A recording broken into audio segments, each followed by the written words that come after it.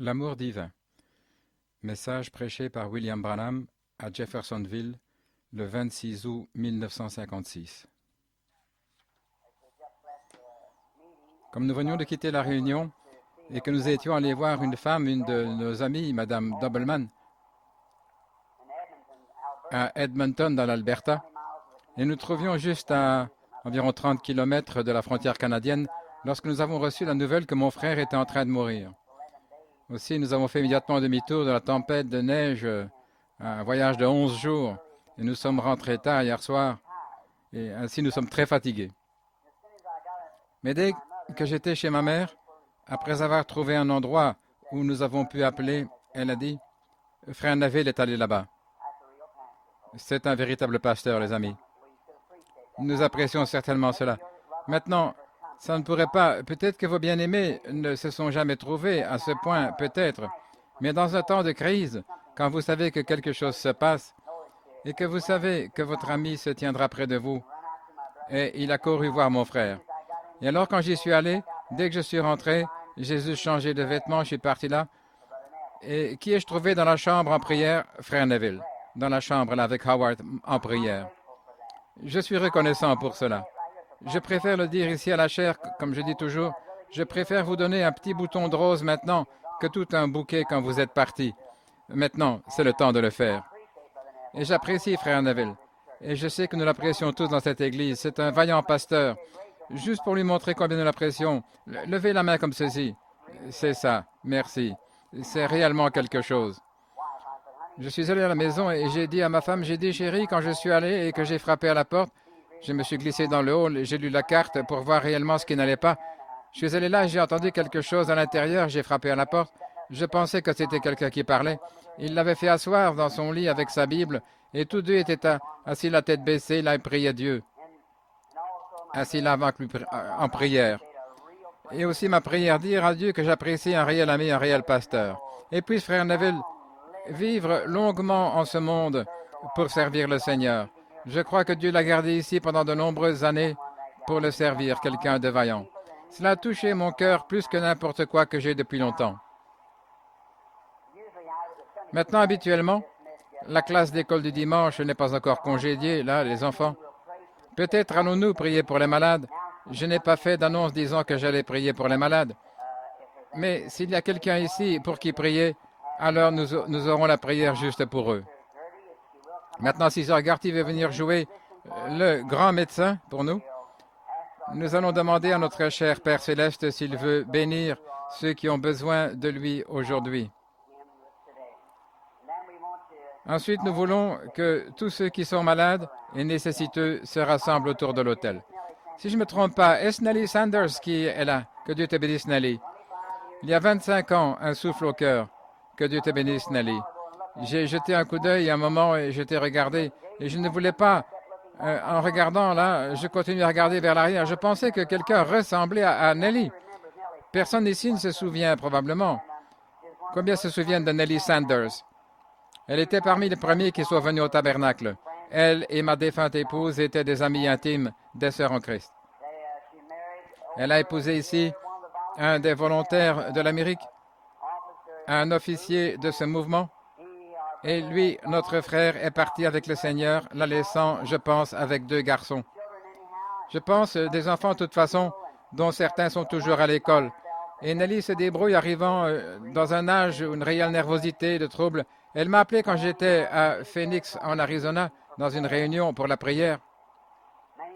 Beaucoup de choses nous ramènent en arrière, Nellie.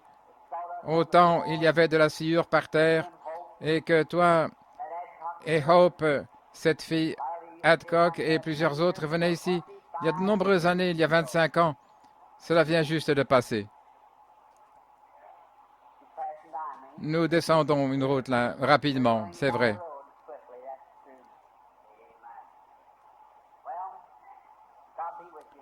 Que Dieu soit avec vous maintenant. Ceux qui sont malades et qui veulent venir autour de l'autel pour la prière, notre pasteur et moi, nous nous unirons dans un mot de prière pour vous. Venez directement devant. Ensuite, tout de suite après cela, juste un court message pour vous pendant la réunion de prédication.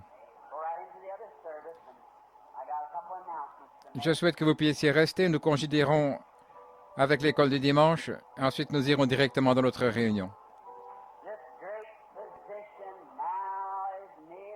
Le grand médecin est ici, le sympathisant Jésus. Il parle pour réconforter les cœurs languissants, nul autre que Jésus. Maintenant, si nous pouvons juste entrer dans la communion de cette prière, la guérison les uns pour les autres, sachant que Dieu est ici et qu'il a promis de répondre.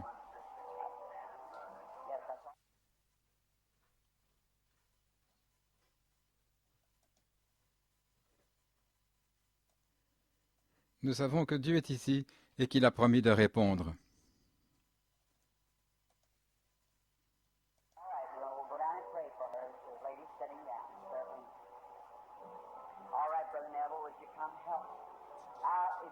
Très bien, frère Neville, voulez-vous venir aider maintenant? Si vous voulez juste être aussi respectueux que possible et que les petits s'asseyent. Prions maintenant, afin que lorsque nous irons oindre les malades et les affligés, nous aurons foi en Dieu pour croire. Ayez foi que Dieu le fera. Vous tous dans l'Assemblée qui sont en bonne santé ce matin, qui n'avaient pas besoin de venir autour de l'autel ici, pensez juste maintenant que c'était la grâce de Dieu qui vous a amené ici. Maintenant, priez pour ceux qui sont à l'autel, jeunes et vieux. Comme c'est la coutume ici au tabernacle, nous envoyons le pasteur pour l'onction, nous prions pour eux, et ensuite nous envoyons le pasteur pour oindre. Je viens avec lui imposer les mains aux malades pendant qu'il les oint. Les Écritures disent, oignez les malades avec de l'huile dans le nom du Seigneur, imposez-leur les mains et ils seront rétablis. Les Écritures. Maintenant, vous tous, alors que vous courbez la tête, nous offrons ensemble la prière pour les malades. Notre Père céleste, nous venons humblement dans ta présence divine juste maintenant pour les nécessiteux, les malades, ceux qui ne peuvent s'aider eux-mêmes. Et beaucoup parmi eux, Père, sont au-delà de l'aide des médecins. Rien ne peut être fait à moins que ta grâce ne s'étende vers eux. Je prie humblement aujourd'hui, Dieu, de tout mon cœur, en me joignant à cette petite Église, afin que le grand Saint-Esprit, qui est présent maintenant, vérifie la parole du Seigneur Jésus qui a dit, « Là où 2 ou 3 sont réunis en mon nom, je suis au milieu d'eux. » S'ils demandent quelque chose, quoi que ce soit, ils le recevront. C'est ta parole éternelle, Seigneur, qui a été parlée même avant la fondation du monde, qui nous a été donnée par le prophète, par le Fils de Dieu lui-même. Maintenant, notre profond désir, Père, est que tu guérisses les malades, les nécessiteux qui sont ici, autour de l'autel. Je prie que tu leur donnes, juste à chacun d'eux, une bénédiction spéciale de foi, juste maintenant, afin qu'alors que nous sortirons, ton serviteur et moi-même, nous allons les oindre et imposer nos mains aux malades. Puisse le Saint-Esprit atteindre les profondeurs avec la foi dans mon cœur et puisse chacun d'eux être guéri. Nous le demandons dans le nom de Christ pour sa gloire. Maintenant, la tête courbée, tout le monde en prière. Le pasteur et moi, nous allons prier.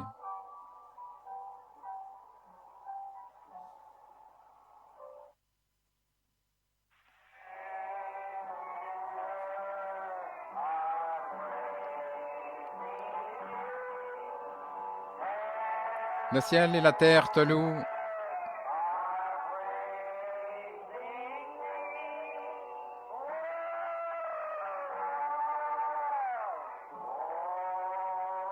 Ô Seigneur très haut, notre Père céleste, nous te remercions pour la leçon d'école du dimanche. Combien elle a remué nos cœurs. Puissions-nous nous ceindre ce matin et sortir des prisons d'incrédulité et être libres alors que nous marchons. Nous savons que l'ange du Seigneur ira devant nous, confirmant la parole de Dieu, libérera chacun de nous des prisons, de la crainte, de la maladie et de la détresse, de la maladie, de l'affliction, car Dieu l'a promis. Tous ceux qui sont enfermés dans ce genre de conditions ce matin, puisse la lumière de Dieu briller sur eux juste en ce jour même. Puisse-t-il sortir d'ici étant quelqu'un en bonne santé. Merci pour le message et ta parole, pour la conduite du Saint-Esprit. Accorde ces bénédictions, Père. Et maintenant, soyez avec nous dans le service de prédication de ce matin. Pour un petit, court message qui suit, nous le demandons au nom de Christ. Amen. Maintenant, pour quelques instants, ceux qui doivent partir maintenant, levons-nous juste pendant que nous chantons un hymne. Prends le nom de Jésus avec toi. Ceux qui doivent s'en aller pour être congédiés, ceux qui peuvent encore rester pour 30 minutes, nous serions heureux que vous restiez. Prends le nom de Jésus avec toi. Enfants de tristesse, tournez-vous et serrez la main de quelqu'un près de vous. Il vous donnera la joie et le réconfort. Prenez-le partout où vous allez. Précieux nom. Comme il est doux. Espoir de la terre et joie du ciel.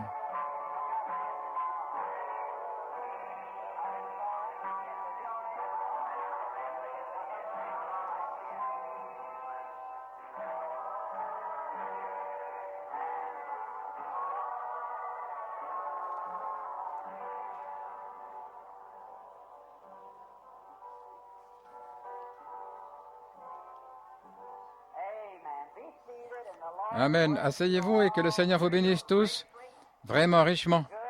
Bien. Je viens de remarquer que nous avons quelques Herald of Faith, ici, ces petits programmes, ces petits journaux que frère Joseph Bosé de Chicago, un très cher frère. Nous avons toujours eu une communion tellement formidable l'un avec l'autre.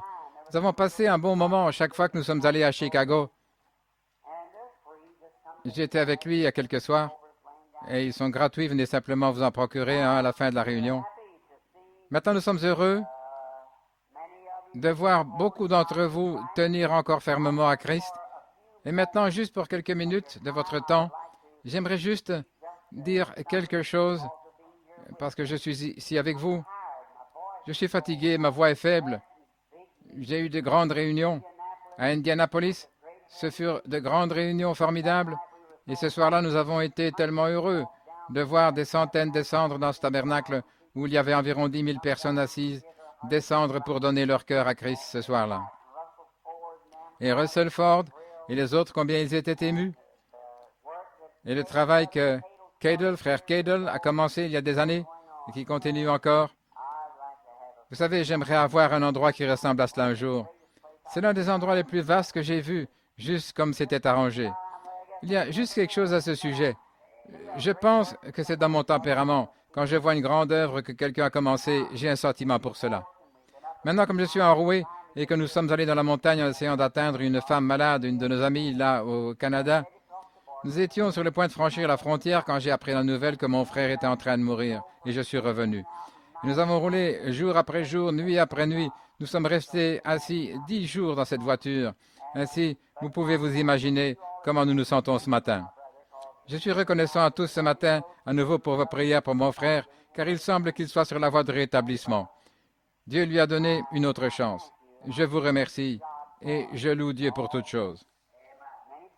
J'ai encore beaucoup de grandes décisions à prendre, un voyage autour du monde qui arrive, l'Afrique qui brille devant mon visage et des endroits partout au point où je ne sais plus où aller, partout, partout. Et il y a encore au moins 12 si davantage de grandes conventions remarquables devant moi où je suis appelé. Je dois prendre des décisions dans les prochaines 24 heures. Ainsi, priez pour moi. Et j'ai besoin de vos prières. J'espère que ça ne vous ferait rien si on coupait ce ventilateur une minute, là, vous qui êtes devant. J'ai été exposé à tant de choses dans ma vie, en voyageant pour le Seigneur dans toutes sortes de conditions, de maladies et la lèpre. J'ai embrassé des lépreux, je leur ai serré la main, et toutes sortes de maladies. Je suis allé dans leurs camps et retranchements et tout autour du monde pratiquement.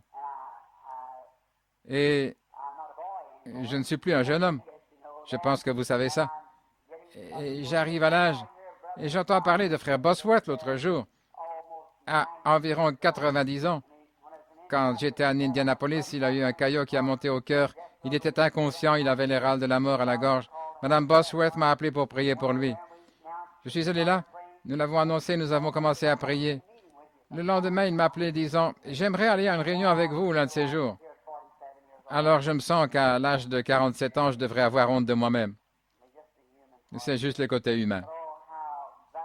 Et oh, combien cela en vaut la peine, comme c'est merveilleux. Rien n'est comparable au fait d'être sauvé. Être sauvé. Ce que vous ne réalisez pas, les amis, j'en suis sûr, c'est que le diable garde cela éloigné de vous autant qu'il le peut. Il l'a fait pour moi de réaliser quelle est la valeur d'une âme. Avez-vous jamais réalisé ce que c'est, ce que l'éternité signifie et combien de temps vous allez être ainsi? Voyez, réalisez, c'est le temps où vous prenez votre décision pour l'éternité. Dimanche dernier avec vous ici, je crois que j'ai prêché sur l'assurance, la puissance que Dieu a promise et qu'il vous a ordonnée, qu'il vous a appelé avant la fondation du monde et a mis votre nom dans son livre. Vous n'avez rien à y faire. Dieu l'a fait. N'est-ce pas merveilleux? L'agneau fut immolé avant la fondation du monde et cependant, ce n'est arrivé que 4000 ans plus tard. Mais Dieu, quand il l'a parlé, il a dû le faire, car il devait garder sa parole. Et de même que cela fut écrit pour l'agneau, vous savez, vous avez été écrit avec lui. Nos noms furent écrits dans le livre de vie de l'agneau, non pas le soir où nous sommes venus à Christ, mais avant la fondation du monde, dit la Bible. Ainsi, c'est l'assurance. Et le frère a touché cela ce matin dans cette merveilleuse lecture d'école du dimanche. Maintenant, lisons les Écritures quelque part. Je désire quelque chose qui est sur mon cœur. J'aimerais en parler quelques moments et ensuite nous clôturerons. Nous attendons avoir une réunion de nouveau demain soir. Et maintenant, j'ai un message sur le cœur en venant ici l'autre jour. Et je désire, Dieu voulant, si je suis de retour dimanche prochain au matin, l'apporter d'abord ici au tabernacle.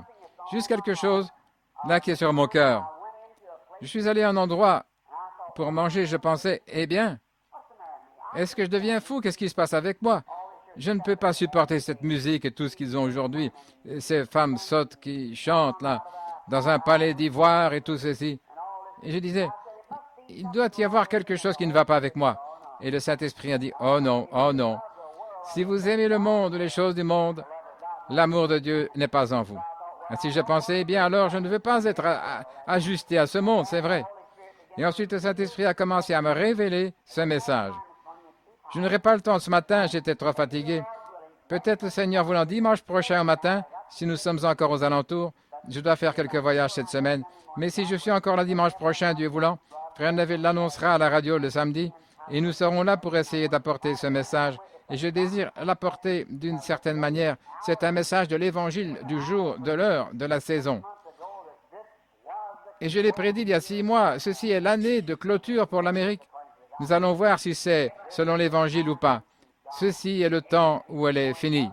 Elle va soit monter ou descendre cette année, c'est vrai. Maintenant, vous les enfants, je désire que vous preniez une feuille de papier et que vous l'écriviez à la page de garde de votre Bible, afin que lorsque Frère Branham sera parti, peut-être vous verrez si j'avais raison ou tort. Voyez, vous saurez si le Seigneur me parle encore. Maintenant, dans Romains, chapitre 4, une portion de la parole, pour continuer. Que dirons-nous donc qu'Abraham, notre Père, a obtenu selon la chair? Si Abraham a été justifié par les œuvres, il a sujet de se glorifier, mais non devant Dieu. Car que dit l'Écriture? Abraham crut Dieu et cela lui fut imputé à justice. Or à celui qui fait une œuvre, le salaire est imputé, non comme une grâce, mais comme une chose due. À celui qui ne fait point d'œuvre, mais qui croit à celui qui justifie l'impie, sa foi est imputée à justice. Puisse le Seigneur ajouter la bénédiction à la lecture de sa parole. Maintenant, le petit sujet, s'ils veulent l'appeler ainsi, sur lequel je désire vous parler, c'est l'amour divin. Et lorsque l'amour divin a été projeté et arrive à ses destinations, la grâce souveraine prend sa place. Voyez?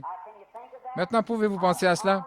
Réfléchissez, afin que nous en approchons tout près. Quand l'amour divin est projeté et arrive à sa destinée, alors la grâce souveraine prend la relève. Maintenant, c'est une chose étrange comment les gens, le type de personnes et ce que nous faisons dans notre association. Maintenant, nous devons tous faire face à ce fait qu'il y a des gens dans la compagnie desquels vous aimez être. Et il y a des gens qui sont des gens bien et vous les aimez, mais cependant, il y a quelque chose au sujet de la personne qui fait que vous pouvez juste à peine rester près d'eux. Maintenant, vous nous parlez de fait. Maintenant, la raison, c'est l'atmosphère que l'individu lui-même ou elle-même crée. Car vous êtes un créateur miniature, parce que vous êtes fils et filles de Dieu.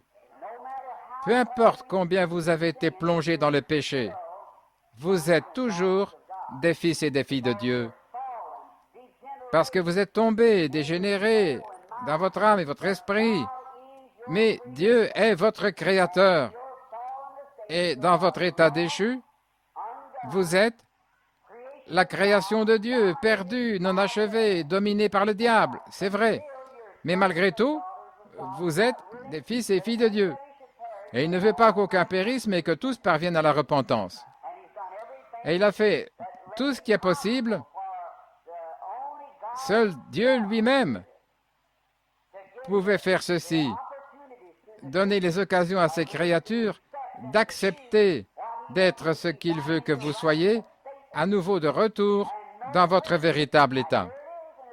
Maintenant, écoutez, c'est assez fort. Mais personne n'est dans son état mental correct avant d'avoir accepté le Seigneur Jésus.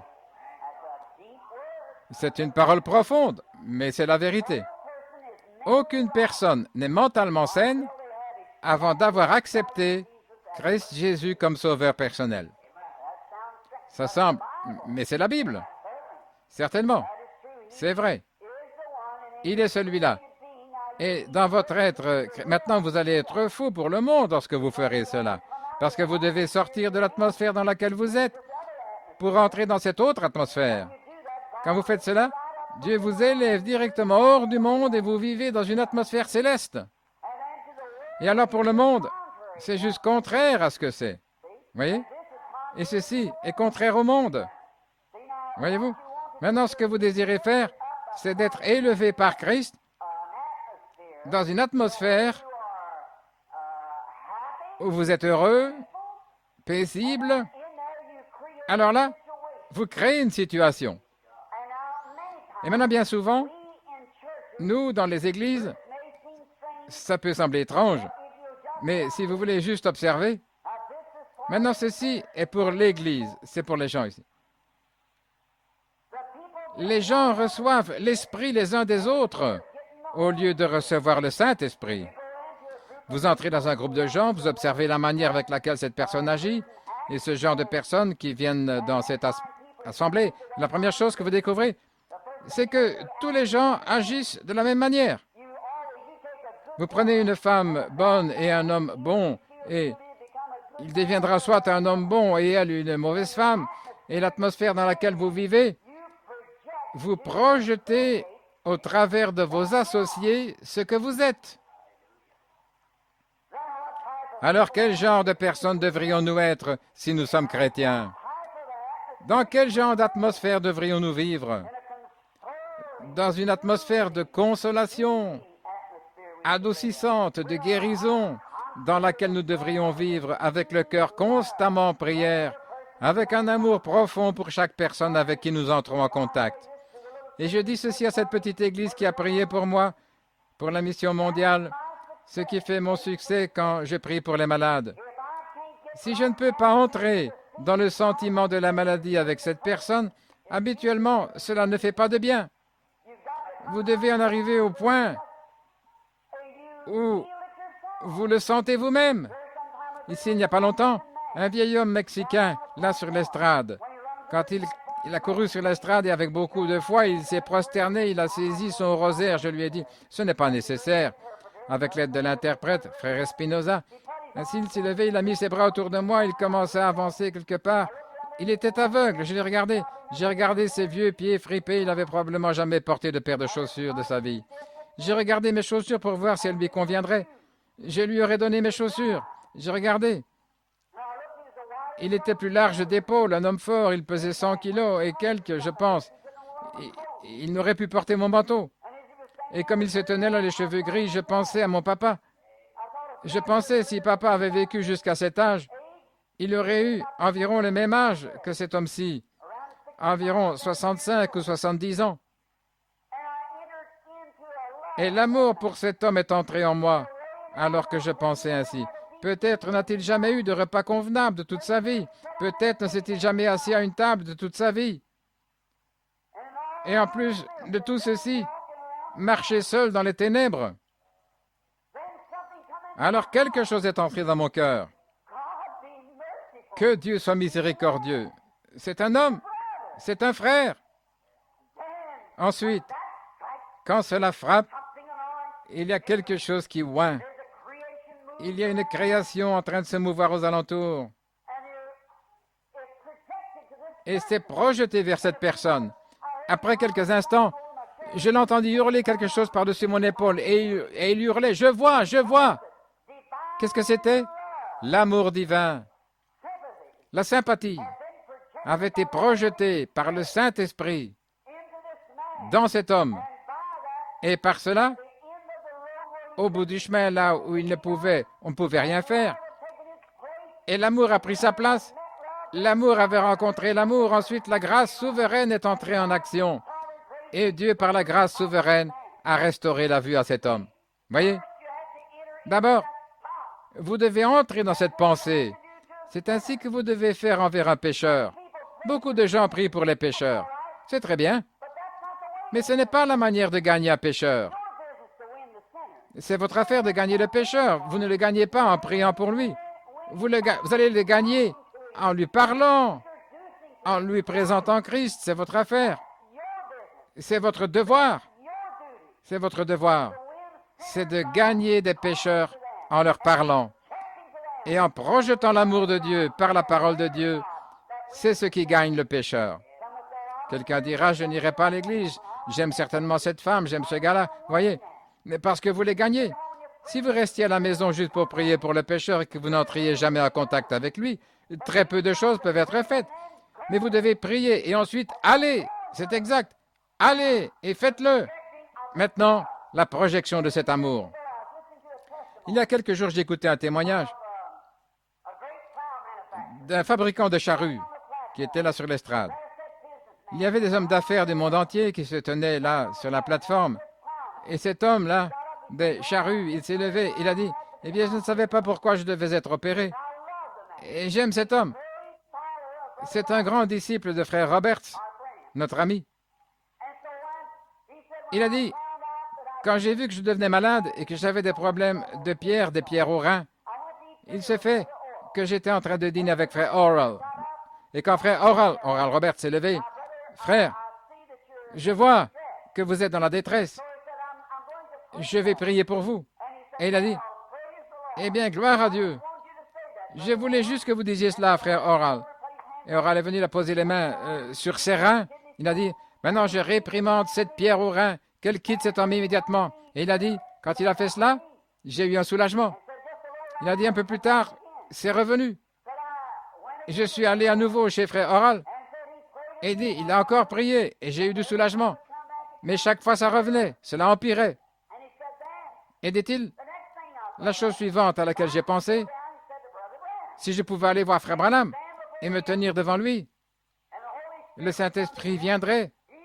Il me dirait alors, pourquoi je n'ai pas été guéri quand frère Oral a prié pour moi. Ainsi, il se mit en chemin pour venir en Louisiane. J'avais des réunions là-bas. Je me suis tenu devant lui pendant 20 minutes. Le Saint-Esprit ne disait rien. Ne disait pas une seule chose. J'ai prié pour lui. Il a dit qu'il se sentait mieux. Il est descendu ensuite. Il est parti. Il est devenu tout excité. Il est allé d'un endroit à l'autre, à tout le monde. priez pour moi, priez pour moi. Et il aimait le Seigneur. Mais finalement, c'est arrivé au point, et il a été embarqué chez Mayo. Mayo l'a examiné, il a dit, vous avez une chance sur 1000 de survivre. Il y avait de l'infection, votre corps entier est empoisonné, de l'urémie. Oh, j'ai oublié tout le reste. Vous avez une chance sur 1 millier. Ainsi, il a dit, je l'ai prise. Il a dit, j'ai prié au Dieu, tu sais que je t'aime. Je suis allé voir tous tes serviteurs. Il a saisi la chance et ils le firent dormir. Et il a dit que lorsqu'il s'est réveillé dans la chambre, il a dit qu'une lumière brillait dans la pièce et que la gloire de Dieu était tout autour de lui. Et les docteurs étaient étonnés. Ils venaient, ils disaient, eh bien, que s'est-il passé? Et il disait, j'ai envie de rentrer à la maison. Qu'est-ce que c'était? Voyez-vous, il avait bâti son espérance sur « S'il m'arrive quelque chose, j'irai chez frère Roberts. Si cela faillit, j'irai chez frère Branham. » Et cependant, il aimait le Seigneur. Dieu a dû laisser tout ça échouer pour l'étendre là sur son lit, même au point où le médecin disait « Nous ne pouvons rien faire. » Et alors, quand l'amour divin est arrivé à son extrémité, la grâce souveraine a fait son entrée et a pris place. Elle le fera chaque fois. Si vos motifs sont justes, vos alternatives justes, si vous avez l'amour divin et que vous croyez, en marchant de l'avant sans douter de rien, quand il semble que l'on soit arrivé au bout de la route, alors la grâce souveraine prend place. Combien je l'ai vu agir, combien j'ai remarqué dans ma propre vie, et non pas juste par une théologie ou par quelque sorte d'expérience de quelqu'un d'autre. Je suis si heureux aujourd'hui de pouvoir parler d'une expérience personnelle, de savoir que c'est la vérité. Pourquoi avons-nous de la crainte alors? Aussi longtemps que nous savons que l'amour de Christ demeure de façon divine dans notre cœur, que nous sommes passés de la mort à la vie, tous les démons de l'enfer n'ont aucune chance d'entrer, même à la mort, si vous continuez dans cet amour et cette foi. C'est comme un petit bébé. Vous prenez un petit bébé, je vais vous montrer afin que les petits puissent le saisir. Voici Mme Kelly assise ici devant nous. Quand un soldat ivre, je crois que c'était, leur est rentré dedans, et elle fut emmenée comme morte ici, on l'a conduite à l'hôpital inconsciente, alors que tout avait échoué et qu'elle faisait la route là. Malgré tout, avec l'amour de Dieu dans son cœur, elle en est sortie. Je suis allé là l'autre jour et ensuite la grâce souveraine fut projetée après l'amour divin et la voici assise ce matin parmi nous vivante.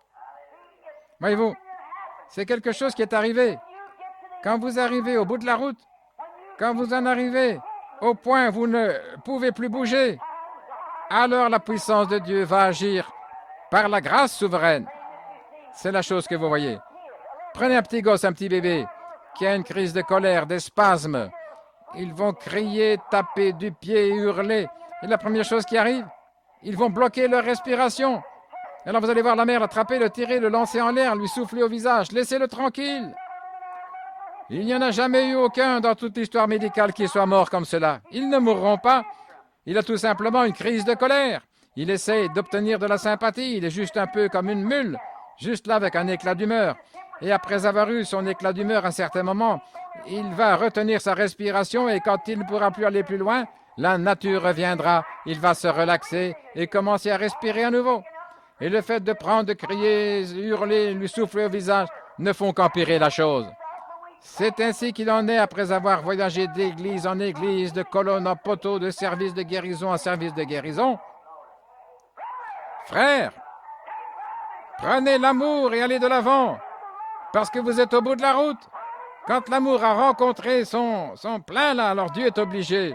Quand vous êtes arrivé à votre extrémité et que l'homme est au bout du rouleau, alors la grâce prend le relais. C'est dans la nature de Dieu de faire ainsi. Combien je l'ai remarqué. Excusez-moi ce témoignage personnel d'une minute. Vous avez lu le livre ce jour-là à Portland, dans l'Oregon. Quand ce maniaque a couru sur l'estrade, il allait me tuer. Vous avez tous lu cela. Qu'est-il arrivé? Dieu m'avait envoyé prêcher l'Évangile, c'est ce que je faisais. Des milliers de personnes étaient rassemblées. Les rues étaient pleines, il y avait environ 6000 personnes à l'intérieur, il pleuvait à verse, les gens étaient là, leur cœur était affamé. Et quand il n'y avait personne d'autre sur le terrain, aux réunions, et ils devaient vous frayer un chemin dans la foule et tout, avec l'escorte de la police pour vous faire entrer.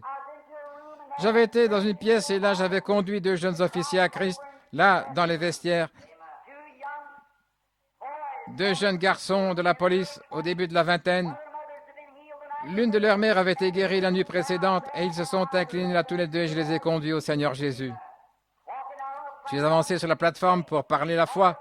Tout à coup, un maniaque qui avait frappé un prédicateur dans la rue cet après-midi, il s'était enfui de l'asile, il lui avait brisé la clavicule et brisé la mâchoire. Il avait la manie de tuer les prédicateurs. Il a couru à l'intérieur, il pensait, voilà ma chance. Il est venu à la plateforme, il pesait environ 125-130 kilos, 2 mètres, là. Et il a dit, toi hypocrite, toi serpent dans l'herbe. Voilà comme c'était.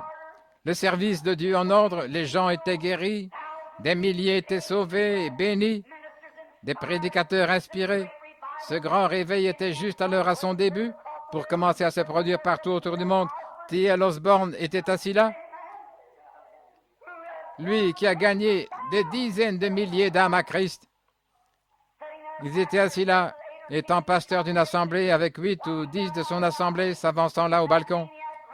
Et ce maniaque a couru sur la plateforme pour déranger la réunion du Seigneur. Et il avait dit, toi serpent dans l'herbe, toi hypocrite, qui t'imposes toi-même comme serviteur de Dieu, je vais montrer ce soir que tu n'es pas serviteur de Dieu, et je vais briser tous les os de ton minable petit corps. Et il courut, il tira son pied en arrière pour me frapper. Je me suis retourné, les prédicateurs s'enfouillaient. Il était debout et me lança, il m'a craché au visage. J'ai dit, toi serpent, il a dit, serpent dans l'herbe, je vais montrer de quel genre de serviteur tu es, trompeur. Je n'ai pas dit un seul mot. Je le regardais simplement, et tout à coup le Saint-Esprit. Quelque chose d'autre? Que penseriez-vous si un homme vous crachait au visage? Bien, si vous avez un tant soit peu de tempérament, cela vous agacerait. Certainement. Et voici que 2 policiers s'avancent, les 2 mêmes policiers avec ces choses en main pour abattre l'homme, pour le faire sortir. Mais je ne pouvais pas les laisser faire. Dieu avait mis de l'amour dans mon cœur pour cet être humain. Je pensais ce n'est pas l'homme, c'est le démon qui le tient dans cet état. Cet homme serait un homme normal qui voudrait aimer et vivre comme les autres hommes, mais c'est le diable qui le tient comme ça. Et un amour a commencé à couler pour cet homme. Et ce qui est arrivé, c'est que cet homme s'est écroulé et est tombé là à mes pieds. Quand l'amour divin a été projeté, la grâce souveraine est intervenue et a pris place. Et il le fera chaque fois. Il n'y a pas longtemps, je vous ai peut-être déjà raconté ceci, l'année passée, j'étais en train de tondre ma pelouse, essayant de tondre là. J'ai dû m'arrêter pour changer de vêtements. Je suis rentré, je suis sorti pour aller prier pour quelqu'un. Eh bien, ma pelouse avait grandi. À l'arrière, là. Et avant que j'arrive à tondre devant, c'était repoussé.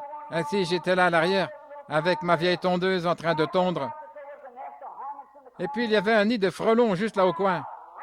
Et je suis entré avec cette tondeuse là-dedans. Et là derrière, j'avais enlevé ma chemise. Je n'avais pas de chemise. J'ai cogné contre la palissade avec cette tondeuse et je n'avais pas de chemise. En un instant, j'étais recouvert de frelons. Vous savez comment ils sont? Un gros nid de frelons. Ils pourraient vous tuer. Des gros gaillards là, en train de bourdonner. Tout d'abord, ça m'a effrayé. Alors tout à coup, quelque chose commença à arriver. Le calme commença à s'installer. Et ces frelons continuaient à bourdonner autour de moi. Maintenant, ça peut paraître enfantin, juvénile. Mais le Dieu du ciel, devant qui je me tiens, sait si c'est la vérité ou pas. Alors, au lieu d'essayer de combattre, de me battre et de frapper ces frelons, il y eut comme un genre d'amour agapao qui est descendu sur moi. Et je pensais, pauvre petite créature, vous avez le droit de construire un nid. C'est la manière que Dieu a pourvue pour que vous vous protégiez. Et je vous ai dérangé. Et je regrette de l'avoir fait. Si je devais recommencer, je ne vous dérangerais pas. Je ne voulais pas le faire.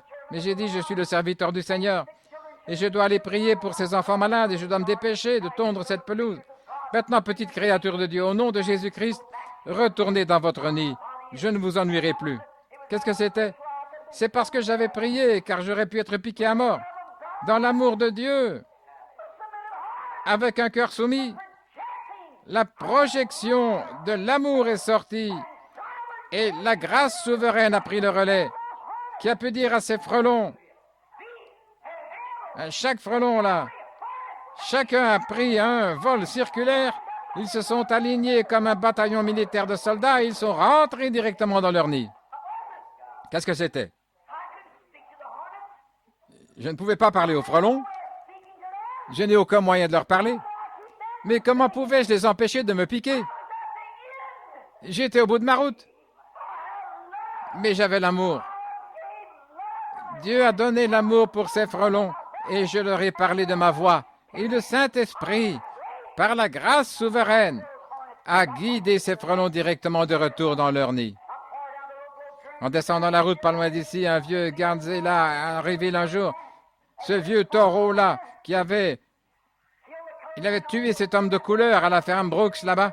Il avait tué un homme de couleur et presque tué ce jeune West-là de la même manière.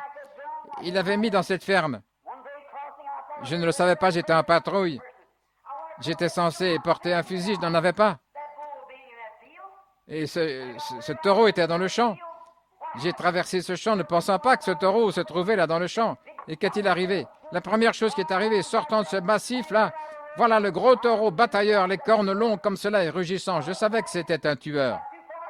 J'ai regardé en arrière, j'étais trop loin de la clôture, environ 200 mètres. Il ne se trouvait pas plus de 30-40 pieds de moi. Il se tenait là, les cornes baissées, il laissait échapper un gros mugissement. Je n'avais pas de fusil. Il n'y avait pas d'arbre pour me réfugier. Je ne pouvais pas retourner vers la clôture. Et je pensais, eh bien voilà la fin. Bill Branham, c'est ici que tu dois rencontrer ton destin, être martyrisé et être encorné à mort ici dans ce champ, et je me tenais là. Mais tout à coup, quelque chose commença à s'installer là, dans mon cœur. La gloire de Dieu. Quelque chose est venu dans mon cœur. Je pensais, j'ai dérangé ce pauvre animal. Ce n'est pas ce pauvre animal. C'est le diable qui le fait agir ainsi. Et je ne connais qu'une seule chose, la voici. Je veux que vous l'entendiez. Il n'y a qu'une seule chose qui conquérera le diable, c'est l'amour divin pur. L'amour conquérera tout. Dieu a tant aimé le monde. Cela a conquis la question du péché, cela a conquis la question de la maladie, cela conquérera les différends dans les églises, cela conquérera tout ce qui n'est pas comme lui pour être conquis. Il le fera si vous le laissez simplement le faire. Et quand ce grand animal s'est dirigé vers moi, et au lieu de le haïr, frère Mike, je l'ai aimé. Et je pensais, tu es la créature de Dieu, qui d'autre aurait pu te faire sinon Dieu? Et tu étais là paisiblement, et je suis venu sur ton territoire, avec des signes partout sur le champ. Je n'y ai pas pensé, j'ai simplement dépassé mon territoire habituel pour aller prier pour un homme malade.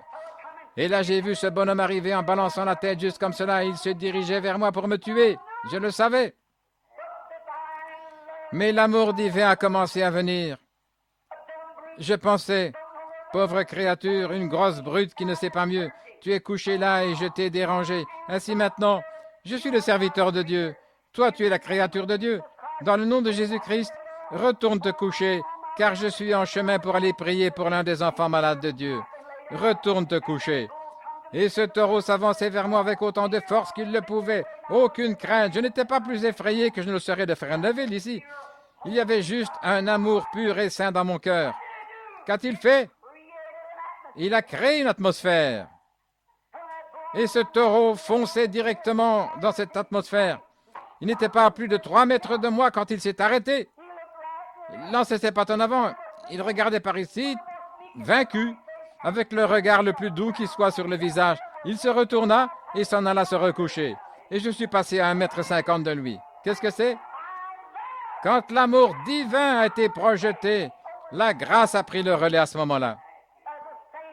C'est le même Dieu qui a pu empêcher les lions de venir vers Daniel. Ils sont venus en rugissant, et le vieux Daniel se tenait là enveloppé dans l'amour de Dieu. Les lions sont allés se recoucher. C'était paisible. Je vous le dis, mon frère, quand Dieu peut vous envelopper dans l'amour divin, il y a la paix dans la vallée pour vous alors. Ici, il y a quelque temps, je revenais de Dallas au Texas en avion là pour rentrer à la maison. Nous avions eu une réunion là et en chemin nous avons une tempête et l'avion a dû atterrir à Memphis. Et pendant que j'étais à Memphis, ils m'ont logé là, à l'hôtel Peabody, là, un grand hôtel super chic. Je ne me sentais vraiment pas à ma place. J'étais là ce soir, je suis resté toute la nuit. Ils m'ont appelé le lendemain matin et ont dit « Révérend Branham ?» Oui, ils dirent « La limousine viendra vous chercher à exactement 7 heures. L'avion partira à 7h30. » J'ai dit « Merci monsieur », j'ai raccroché, je me suis levé, j'ai prié, je pensais « Eh bien, j'ai le temps peut-être de trouver une boîte postale. J'ai du courrier ici. » J'ai répondu la nuit dernière, je me suis levé, j'ai commencé à descendre la rue en chantant « Il y a des gens presque partout dont les cœurs sont en feu. Du feu qui est tombé à la Pentecôte, qui les a purifiés et rendus purs. Oh, il brûle maintenant dans mon cœur. Oh, gloire à son nom. Je suis si heureux de pouvoir dire que je suis l'un d'entre eux. » Je descendais la rue avec ce paquet de lettres en main, vers un bureau de poste, et j'ai ressenti quelque chose d'étrange. Vous savez de quoi je parle, n'est-ce pas? Comme si tout commençait à prendre tournure. Oh, quelle sensation! Je pensais, oh là là, n'est-ce pas merveilleux? Maintenant, Doc avait l'habitude de chanter ce petit chant. Laisse-moi marcher avec la colombe céleste, remplis-moi chaque jour d'amour. Je pensais à ça. Et cet amour commençait à se déverser, quelque chose en plus. Nous avons l'amour, mais nous avons besoin de l'abondance d'amour, un débordement d'amour. Vous dites, oh, j'aime les pécheurs, mais oh frères, sœurs, les aimez-vous assez pour sortir leur parler, les attirer à Christ? Vous voyez ce que je veux dire? Vous dites, j'aime le Seigneur, mais pouvez-vous lui faire confiance quand le docteur secoue la tête? Pouvez-vous lui faire confiance quand tout le reste est perdu? Vous avez besoin d'un baptême débordant d'amour. L'amour divin. Quand il semble, lorsque vous priez, que votre prière ne reçoit pas de réponse, l'aimez-vous encore? Y a-t-il quelque chose qui continue à vous purifier? C'est la grâce souveraine de Dieu qui doit prendre le relais. Elle le doit. C'est la nature de Dieu. Dieu ne peut rien faire d'autre que cela. Quand Dieu a vu le péché de ce monde et qu'il a vu que les hommes mouraient sans espoir et ne pouvaient être sauvés, cependant il savait que les hommes l'aimeraient. Cela contraint Dieu et a prouvé sa nature. La nature de Dieu est amour. Dieu est amour. Et cela contraint la nature de Dieu au point qu'ils doivent pourvoir à une issue pour ceux qui voulaient échapper. Et il a envoyé son Fils dans le monde, fait à la ressemblance de la chair pécheresse, pour porter les péchés et la maladie au calvaire. Dieu l'a fait. L'amour de Dieu qui sort là, a fait venir la grâce souveraine. Et Dieu n'a jamais dit, si vous le faites, si vous faites ceci, je ferai ceci. Dieu, sans condition, il a envoyé son Fils mourir à votre place et a réglé la question du péché. Cela n'avait rien à faire avec ce que les gens pensaient. Dieu l'a fait de toute façon. Amen. L'amour divin, amené à la contrainte, la grâce souveraine doit prendre la place. C'est tout ce qu'il y a quand l'amour divin est entré à l'endroit correct. Écoutez attentivement. Ce matin-là, quand je suis sorti de l'avion ou sorti de l'hôtel, j'ai commencé à descendre la rue. Je marchais en chantant. Tout à coup, quelque chose a semblé se déverser sur moi. Une grande douche d'amour. Je pensais, oh, si je pouvais seulement. Oh, je crois que c'est comme si je me sentais. Si je pouvais seulement avoir quelqu'un pour qui prier. C'est ainsi que vous vous sentez, quand il y a quelque chose dans votre cœur qui tire. L'autre jour, puis-je m'arrêter un moment? L'autre jour, la petite Sarah est tombée malade. Quand nous sommes partis, oh, il faisait chaud. Je m'étais relevé chaque nuit, n'ayant que 2 heures de sommeil. Là, des délégués de tous les coins du monde, je devais rencontrer celui-ci, celui-là, priant, prêchant 3 fois par jour. Oh, épuisé. Et alors, je suis sorti, je devais attendre. Et ensuite, j'ai fait quelques kilomètres hors de la ville. Et j'étais tellement fatigué. Là, et j'ai dû me coucher au bord de la route et dormir juste quelques minutes. Je me suis relevé et je suis reparti. Je ne pouvais simplement pas tenir les yeux ouverts, essayant d'aller de l'avant pour atteindre cette femme à travers le désert. brûlant du Nebraska, là, que je traversais.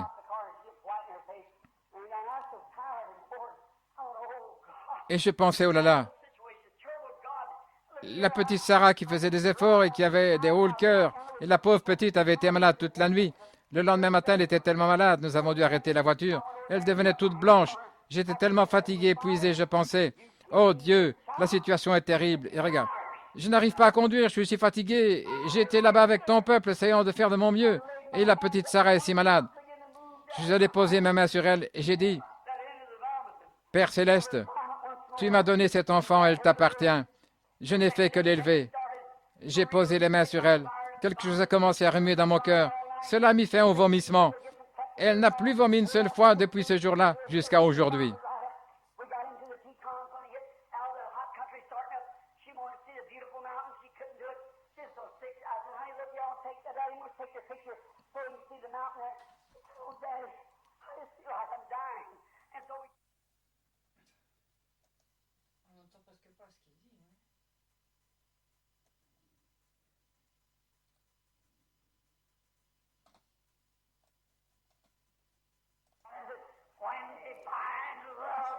Quand l'amour divin est projeté, la grâce souveraine prend sa place. Elle le doit. Dans cette rue ce matin-là, j'étais en train de marcher dans Memphis, pour revenir à mon histoire. Je descendais la rue à Memphis en chantant au Seigneur et tout à coup, quelque chose a dit stop, je me suis arrêté. Immédiatement, il a dit tourne-toi et fais demi-tour. C'était vers le fleuve. Je pensais oh là là. J'ai marché un peu plus loin, je pensais eh bien c'était juste quelque chose. Vous savez, vous êtes impressionné, bien des fois. Et bien souvent, les gens font des erreurs en suivant des impressions au lieu de la conduite divine. Et si j'ai continué en pensant, c'était juste quelque chose que j'ai ressenti un peu plus loin. Et pire, cela devenait. Je me suis avancé dans un petit endroit sur le côté et j'ai regardé autour de moi. Et il y avait quelques articles de pêche qui se trouvaient là. Je pensais que j'allais faire comme les gens qui passent, j'allais regarder ces articles de pêche. Là où j'étais, tout le monde avait à peu près cessé de marcher. Ce groupe de la lumière s'était détourné. Et j'ai dit, tendre Père Céleste, que voulais-tu que je fasse? Était-ce-toi? Il disait, fais demi-tour, tourne-toi, fais demi-tour. J'ai fait demi-tour. Et j'ai commencé à descendre la rue, j'ai regardé ma montre, j'étais toujours pressé, le temps passait. Je suis allé un peu plus loin, le temps était passé. Il était passé 7h30, 8h, je pensais, oh là là, je me suis retourné. Tout le chemin jusqu'à l'endroit où il y a des maisons de couleur, beaucoup de maisons là. J'ai marché, le soleil était bien haut, au début du printemps. Tous les nuages étaient partis, je pensais, eh bien j'ai raté mon avion. Et c'est en ordre si j'ai raté mon avion, pour autant que, où me conduis-tu, Seigneur? Je ne sais pas où tu m'emmènes. Où suis-je en train d'aller? Ce n'était pas mes affaires. Continue simplement à marcher. J'ai simplement continué à marcher. Et après quelque temps, j'ai regardé. Penché au-dessus d'un portillon, comme ceci, il y avait une vieille tante Jemima typique là, penchée sur le portillon, avec de grosses joues grasses comme cela, avec une chemise enveloppant la tête comme ceci, liée à l'arrière. Et je marchais comme cela. Je suis arrivé près d'elle. Les larmes coulaient le long de ses grosses joues comme cela. Elle me regardait. Bonjour, pasteur. J'ai dit, madame? Dis-je, bonjour. Elle eut comme un large sourire et me regarda, les larmes aux yeux. Et je pensais, elle m'a appelé pasteur, parson en anglais. C'est comme ça qu'ils appellent un prédicateur dans le Sud.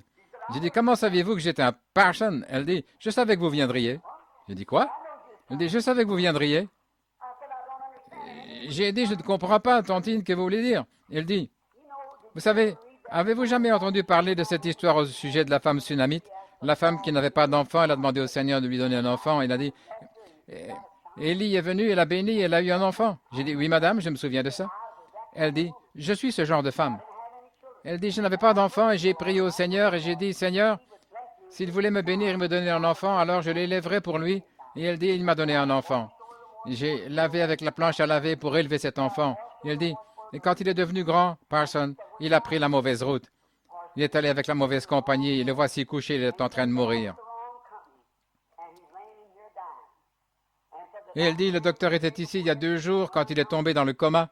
Il a dit qu'il ne pouvait plus rien pour lui. Il lui avait donné 606 de l'argent et tout le reste, du mercure, la pénicilline et une maladie vénérienne, la syphilis. Je pense que la valve de son cœur est détruite. Il dit, il n'y a rien qui puisse être fait pour lui. Et elle dit, il était couché ici, mourant. Et elle dit, oh Seigneur, je ne voudrais pas voir mon bébé mourir comme cela. Et elle dit, si je pouvais seulement l'entendre dire qu'il est sauvé. J'ai prié pendant 2 nuits. Il dit, ce matin, vers 3 heures, dit-elle, le Seigneur m'a fait dormir alors que j'étais agenouillé. Il dit, j'ai eu un songe. Elle dit, j'ai vu un homme arriver avec un costume clair, portant un chapeau semi-western sur le côté de la tête. Il dit, Seigneur, j'étais la femme, mais où est ton Élie? Il a dit, le voici. Il vient. Il dit, je suis sorti directement de ce lit et je me tiens ici depuis l'heure en train de vous attendre. C'est ainsi que j'étais habillé, exactement. Oh, frère, quand l'amour divin est projeté, cette mère avec son bébé, oui, 90 kilos, mais il était encore son bébé, couché, mourant dans la honte. Peu importe combien il était honteux, c'était son bébé. Elle l'aimait. C'est l'amour d'une mère, peu importe la honte qu'il avait apportée, elle l'aimait toujours. Et si vous ne pouvez oublier votre bébé, peu importe ce qui arrive, alors combien plus Dieu ne peut pas vous oublier. Il a dit, vos noms sont gravés dans les paumes de ma main. Une mère peut oublier son bébé, quitte, mais je ne vous oublierai jamais, peu importe ce que vous avez fait, combien loin vous êtes parti. Là, Dieu vous aime toujours, Dieu vous aime, gardez cet amour en marche, ne le laissez pas faillir. Ainsi elle soupira et elle dit, oh, je ne pouvais simplement pas le faire. Elle dit, personne, j'ai eu un songe et je vous ai vu venir. Et elle dit, quand j'ai regardé dans la rue et que j'ai vu ce petit costume clair et ce petit chapeau sur le côté, l'esprit m'a dit, le voilà. Et elle dit, voulez-vous entrer? J'ai pensé, oh Dieu, pensais-je, peut-être est-ce là où tu m'as conduit. Ceci est la raison pour laquelle j'étais censé venir. Je ne savais pas. J'ouvris le portillon. Elle avait une chaîne avec une pointe de charrue sur elle. Je ne sais pas si vous avez déjà vu cela. J'ai ouvert la petite porte et je suis entré. Frère, j'ai été dans les palais de rois. J'ai été dans les maisons les plus riches qu'il y a au monde. J'ai été dans des maisons de millionnaires valant autant que 28 millions de dollars. J'ai marché sur leur tapis. J'aurais pu me coucher et m'endormir à l'aise sur leur tapis, là, dans des belles maisons. Mais il n'y avait même pas une carpette par terre. Il y avait un petit lit en fer ordinaire, une petite couverture, là, sur le garçon. Et il y avait un signe sur la porte, que Dieu bénisse notre foyer. Je savais que j'étais en présence d'un foyer chrétien. Je savais que j'étais quelque part où l'on prie. Pas de pin-up au mur, pas de photo vulgaire, mais la Bible ouverte sur la table couverte de marbre se trouvait là. Et il y avait un grand garçon là sur le lit, la couverture dans sa main s'en allant. Ouh, ouh. Et ce grand garçon qui continuait en disant ouh, ouh. Je pensais, oh là là, j'ai senti ses pieds, ils étaient raides et froids. La mort était sur le garçon. Il continuait de dire, oh, il fait sombre, il fait si sombre. Et j'ai dit, de quoi parle-t-il? Et elle dit, personne, dit-elle, il pense depuis de nombreux jours maintenant qu'il est là, perdu dans une grande mer. Elle dit, il ne sait pas où il va. Elle dit, c'est ce qui me fait mal au cœur. Il s'en va et il est perdu sur la mer et il ne sait pas où il va. Et elle dit, personne, j'ai prié, j'ai tout fait, j'ai tout fait. Je ne veux pas qu'il soit perdu, personne. Et elle dit, c'est quand je priais, j'ai dit, Tantine, qu'est-ce qui ne va pas avec le garçon? Elle dit, c'est une maladie vénérienne, le docteur a dit qu'il est en train de mourir, on ne peut plus rien faire. Il est inconscient, ça fait 2 jours qu'il est perdu là sur la mer. Voulez-vous prier pour lui, dit-elle? J'ai dit, Tantine, mon nom est Branham, avez-vous déjà entendu parler de moi? Elle dit, non, monsieur, je ne crois pas. Je ne crois pas, personne n'est bien. Je vais vous raconter une histoire. J'ai dit, mon ministère est de prier pour les malades. Et je lui ai raconté au sujet de l'avion qui avait atterri et tout. Et elle dit, est-ce la vérité, Parson? J'ai dit oui. Elle dit, eh bien, je savais qu'il ne me laisserait pas tomber. J'ai dit, offrez la prière, Tantine. Elle s'est mise à genoux là, parlez-moi d'une prière. Oh, frère, comme cette vieille sainte pouvait se saisir de Dieu. Elle a prié là, au point où des larmes coulaient de ses yeux. J'ai levé les yeux et il continuait à dire, ouh, ouh. J'ai dit, maintenant, Tantine, je vais prier, vous avec moi. J'ai posé mes mains sur ses pieds, j'ai dit, Père Céleste, mon avion est parti, pour autant que je sache. Et voici cette pauvre vieille mère qui pleure pour son bébé. Et autant que je sache, c'est ici que tu m'as conduit. Je prie que tu sois miséricordieux envers lui. Et juste à ce moment-là, je l'ai entendu dire, maman, oh maman, elle se leva et essuya les larmes de ses yeux et elle dit, oui chérie, le bébé de maman se sent mieux. Elle commença à lui tapoter la tête. Il dit, maman, il y a de la lumière dans la pièce. Il y a de la lumière dans la pièce. L'amour souverain, quand l'amour divin a été projeté vers le cœur de Dieu, la grâce souveraine a dû répondre à sa place. Quand je pense qu'une pauvre mère là-bas tenant bon dans la prière à Dieu et tout ceci, et alors qu'est-il arrivé?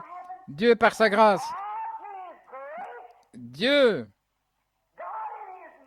dans sa miséricorde, allait faire descendre un avion du ciel et le tenir au sol pour répondre à la prière d'une pauvre femme de couleur ignorante. Quand l'amour divin fut projeté, peu importe combien elle était pauvre, combien elle était noire, combien jaune, ce qu'elle était, quand l'amour divin est projeté, la grâce souveraine doit prendre la relève. Cet amour de cette vieille mère-là, comme elle pleurait. Et ce garçon, environ 2 ans plus tard, j'allais vers le sud, j'étais en train, là vers le sud. Je suis descendu, je suis allé là pour me chercher un hamburger. Ils en voulaient 70 ou 80 cents là dans l'avion, dans le train. Et je pouvais en acheter un pour environ 20 cents dans une petite échoppe. Je suis descendu du train, j'ai commencé à marcher. Il y avait quelqu'un avec une casquette rouge qui a dit « Hello, Parson Branham ». J'ai regardé, il dit « Vous ne me connaissez pas ?»« Non. Vous vous souvenez, il y a environ 2 ans que vous êtes venu et vous avez prié pour moi et ma maman, là ?» J'ai dit « Êtes-vous ce garçon ?»« Oui, monsieur, Parson Branham. » Il a dit « Je suis entièrement guéri, mais je suis sauvé maintenant, je suis un chrétien. » La grâce souveraine, oui, monsieur, frère, je vous dis, quand Dieu voit l'amour projeté, la grâce doit prendre sa place. Il y a quelques semaines, vous vous souvenez, beaucoup là, ce vieil opossum qui était couché là, alors que cette jeune fille non loin d'ici avait noyé son bébé. Et alors que Dieu lui avait donné un bébé, elle ne voulut pas l'élever, elle l'enveloppa d'une couverture et jeta là et le noya dans le fleuve. Et j'ai dit, ce n'est pas une mère. C'est plus bas qu'un chien. Un animal ne ferait pas ça. Et si l'amour souverain de Dieu a pu être projeté envers un animal, combien plus peut-il être projeté envers un homme ou une femme? C'est exact. Et cette vieille mère opossum se frayant un chemin dans cette avenue, vous connaissez l'histoire. Et comment elle est arrivée, s'est couchée sur mes marches pendant 24 heures sans que je sache rien à ce sujet. Frère Woods et les autres assis là au fond, et Sir Woods, avec de la pitié pour cette chose, dit Frère Branham, pourquoi la laissez-vous souffrir, et ces petits bébés opossums qui buvaient son lait, alors qu'elle est là, morte? Et elle dit, pourquoi ne le tuez-vous pas, Frère Branham, ou ne détruisez-vous pas la vieille mère?